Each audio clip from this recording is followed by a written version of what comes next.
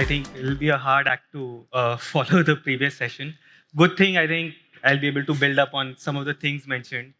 I think one big thing that Sheila mentioned was, automation and not AI always, right? And I think that applies to planning a lot. A lot of the work, things that I'll be talking about today will be more around automation, not so much AI. And I think that's been a constant challenge internally as well when trying to build products internally, right? So a bit about me. I lead. So I lead product for supply chain planning at Flipkart. I've been building the supply chain and demand planning products there for the last 3 years. Before that, I've largely been in consumer tech. Over the last 11 years, built products, been part of strategy teams, been part of category teams as well. What am I here to talk about today? I wanted to talk to you, all of you, about the kind of work we've done at Flipkart. Flipkart is the largest e-commerce players of India. We are currently at a $20 billion GMV run rate, delivered to all parts of India, close to 20,000 pin codes covering 99% of population of India. We're notorious for building everything in-house and have built a very extensive planning, supply chain and demand, inventory planning product. And I'm just here to talk about some of our learnings from that journey. Why is planning important, right? In today's day and age, it's becoming tougher and more important by the day. Our customer demands are evolving rapidly.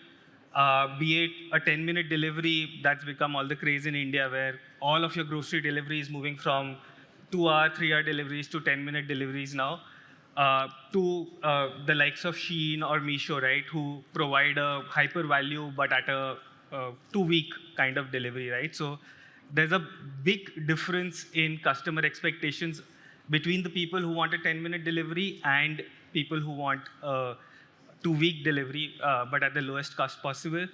And it's a challenge to build a network. It's a challenge to plan for customers where the same customer is asking for both of these, right? Also, our supply chains are getting increasingly complicated. I remember yesterday there was a session around cross-border commerce.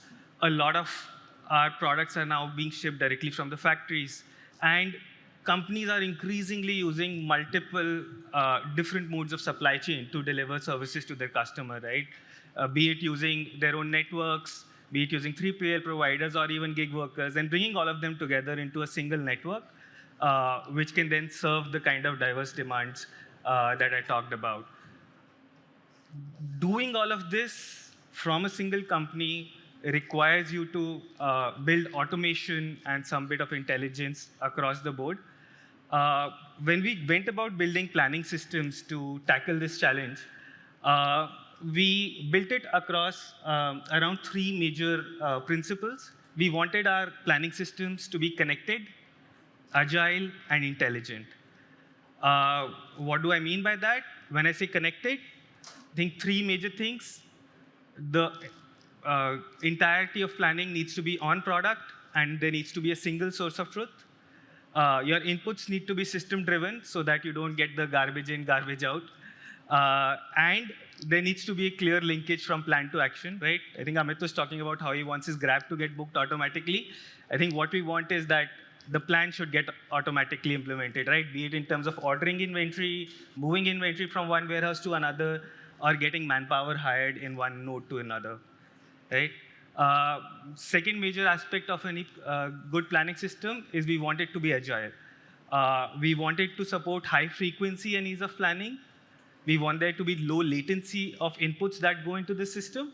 And more importantly, when you automate all of this, you want there to be robust monitoring and alerting mechanisms so that you can, sit back, be lazy, as mentioned in the previous session, let the system do its thing and let you know when it's time for you to look at it. And lastly, you want the system to be intelligent, right? So implement best-in-class modeling and optimization techniques. Again, I think if you look at my list, this is the only item that you can truly call AI. Everything else is largely automation. You want there to be high quality and coverage of inputs.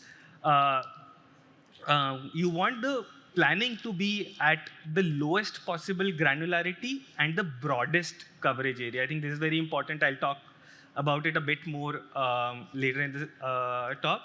And you want a seamless human in the loop mechanism. You can't just let the system by its own do its own thing.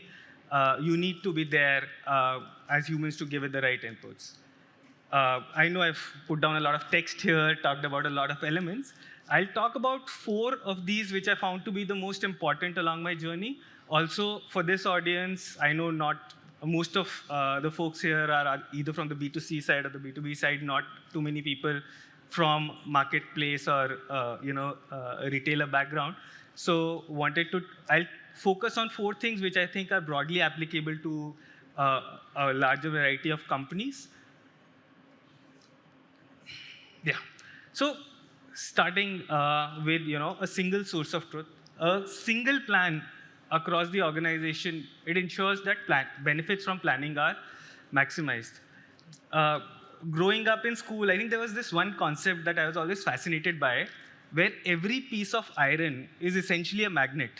And what's preventing it from being a magnet is that the poles are all mixed up, right? That some part of the poles, the north-south pole is, interacting with the other side, and as a result, the piece of iron is not magnetized because different parts of the iron are pointing into a different direction and not allowing it to exert a force on the world.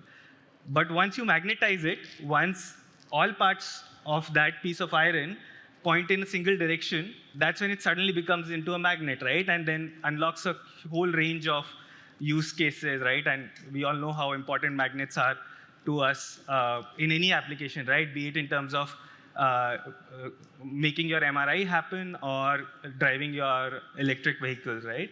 So similarly, planning is not effective if different teams follow different plans. Again, I think more important in organizations where there are multiple teams that are doing their planning of their own, where there are, especially e-commerce, where there's a separate planning team, there's a separate operations team, a category team, a business management team, and all of these folks have plans of their own, which may not always talk to each other, right? While you want all teams to be contributing, giving their inputs, and helping create the plan, you want to make sure there is a single source of truth. It might sound easy in theory, but in practicality, it doesn't really happen. Especially, what I like to call these hidden plans, which are plans that exist, but you don't even know about them, right? So you may have a customer care team which is planning their manpower, and rather than referring to the demand plan that you have for the next month, they're just taking a simple moving average of what's happened in the last 3 months, right? They may not call it a demand plan, but at the end of the day, that's what they're doing. They're looking at the demand of the last 3 months, averaging it out, assuming that's going to be the demand for the next month, and planning their manpower. And what do you get? Maybe you had a big sale coming up, the customer care team doesn't know about it, and now you're understaffed for this big sale, right? So these are the hidden plans that you really need to watch out for. Make sure that your single demand plan that has been decided at the top or as a consensus plan built across the organization is percolating down to every part of your organization, and all decision making in the organization is flowing downstream from it. The second major area that I'd like to talk about is how a good planning tool can increase the frequency of planning, which then increases the accuracy, right? I love this quote that smart people are the ones that aren't afraid to change their minds. At least my experience has been that a lot of times the smart people in the room are very defensive about changing their minds, or plans in this case, right? They'll make a plan, then you tell them that some small factor has changed, and there'll be so much resistance to changing that plan. Because it's so tough to change a plan. Planning in a large enough organization is a massively complicated exercise. In most organizations I've seen, it's a monthly exercise. It takes anywhere between 10 to 15 minutes for a plan to get refreshed. But technology can change this with the right automation and with the right focus, more importantly, on crunching your time to plan. You can enable your teams to refresh plan at a moment's notice. If you have a 15-day planning cycle, nobody is going to care about the small changes. But if you have a 1-day planning cycle or a 2-day planning cycle, then you can move from a monthly planning cycle to a weekly planning cycle. I know a lot of teams, folks in India still have a monthly planning cycle, but in today's day and age, at how fast things are moving, frankly, monthly planning cycles are obsolete. Weekly planning cycles are table stakes. Daily planning cycles are where people need to get to very quickly now, right? And the only way to do this is with technology. A lot of people misunderstand how to use technology in their planning systems. They think, let me get a SaaS tool, let me give a manual input, get a manual output, get an output from the tool, feed it into another tool, and use these 5 tools to do my planning. What they forget is when they're doing this, they're still taking 5 to 6 days to make their plan. It's only when you integrate all of these together, build the right workflows, that you can do your entire planning. And when I say entire planning, I'm talking about everything from demand planning to your inventory planning and your manpower planning at your nodes, right? Refreshing that entire thing in 1 day, that's where you need to be able to refresh things on a weekly basis. And it's propagating these small changes in plan downstream that is typically the most challenging.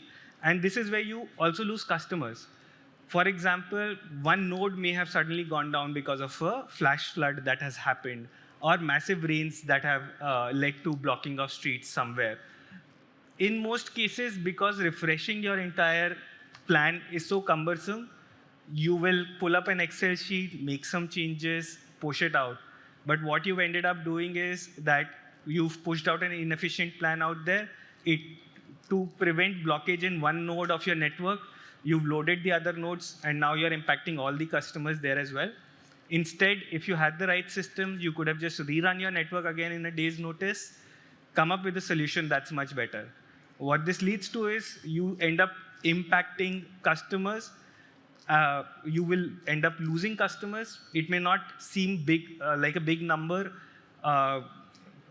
in totality, but the specific regions that are impacted by that flood, the specific regions that are impacted by the rain, they will feel the brunt, right?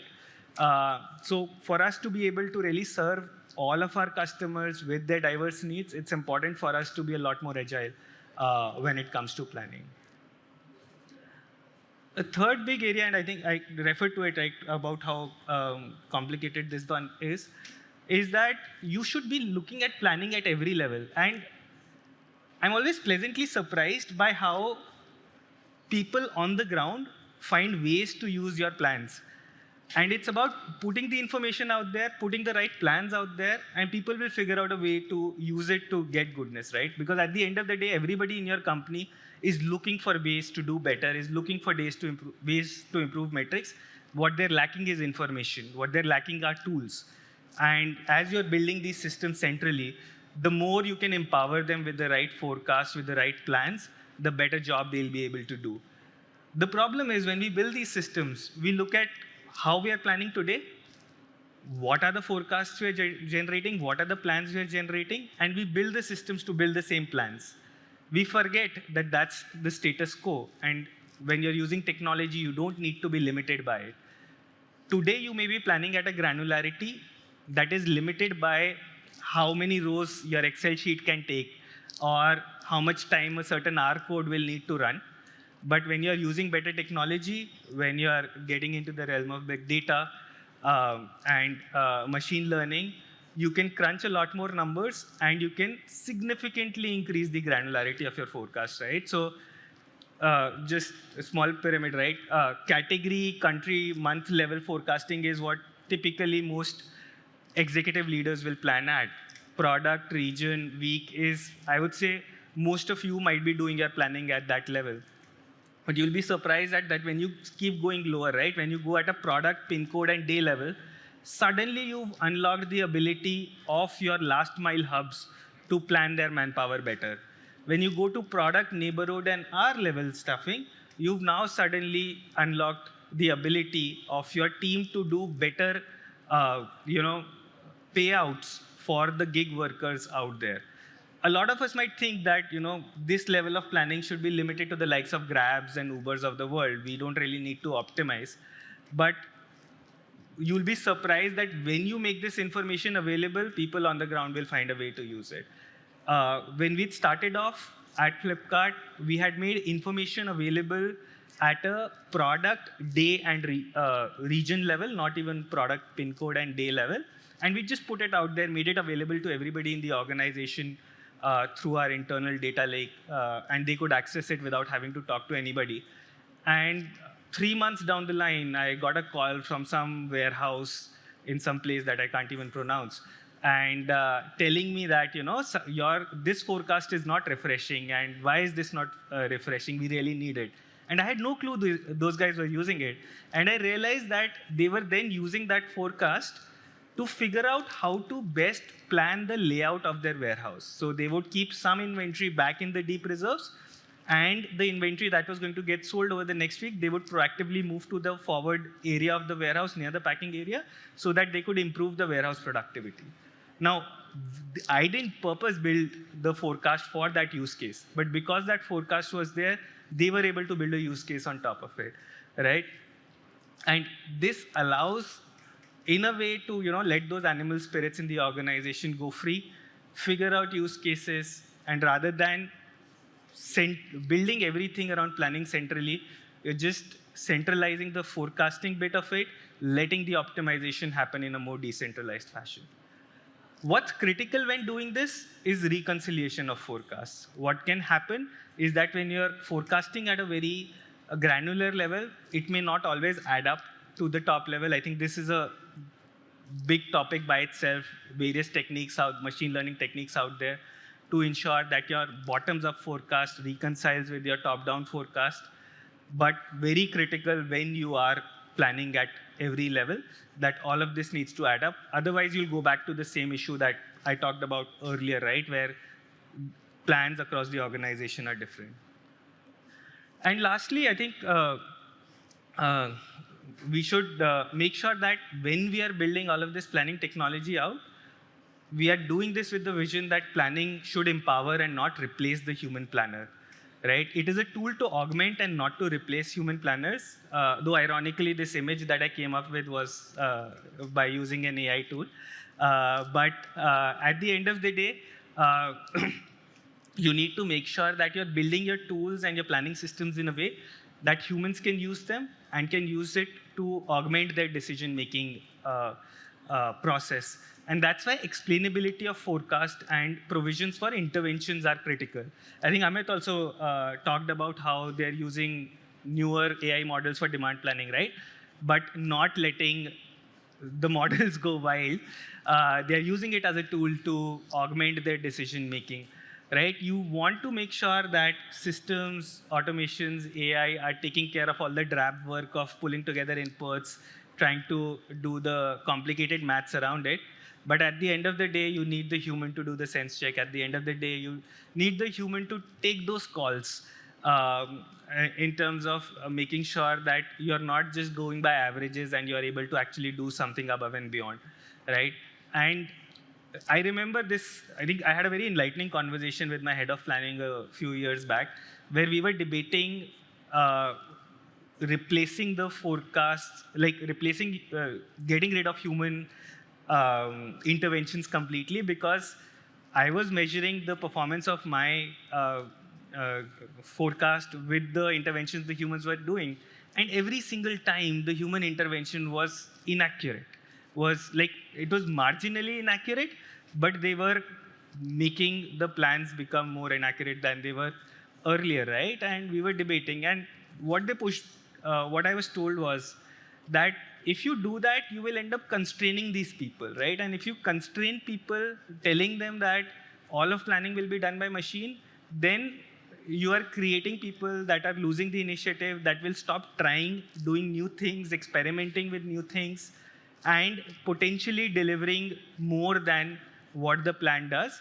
So it's important for planners, for business leaders to be in control and to be using planning systems as a tool rather than using it to replace them, right?